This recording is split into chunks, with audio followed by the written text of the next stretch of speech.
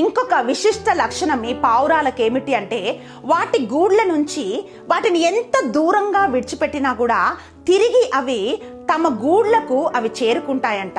1800 సెంచరీలో ఒక వ్యక్తి ఒక ఎక్స్పెరిమెంట్ చేశాడంట.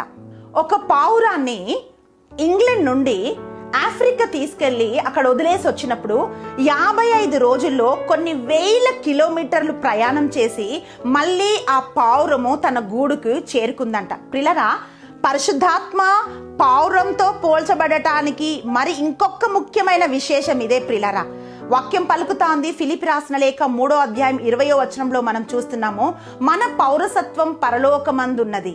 అంటే మనము ఈ లోకానికి చెందిన వాళ్ళం కాదు, గాని పరలోకానికి మనం చెందిన వాళ్ళము అని పౌలు గారు తెలియజేస్తున్నారు. అబ్రహాం అంటున్నాడు, మనము ఈ లోకంలో యాత్రికులమే అంటున్నాడు. అవును ప్రిలరా, పరిశుద్ధాత్మ ఎప్పుడైతే ఒక వ్యక్తి కలిగి ఉంటాడో అప్పుడు పరలోక వారసత్వంలోకి మనల్ని పరిశుద్ధాత్మ నడిపిస్తాడు. చూడండి, యుఎస్ కానీ వేరే దేశాల్లో కానీ సిటిజన్షిప్ మనం పొందుకోవటానికి చాలా ప్రయత్నాలు చేస్తూ ఉంటారు.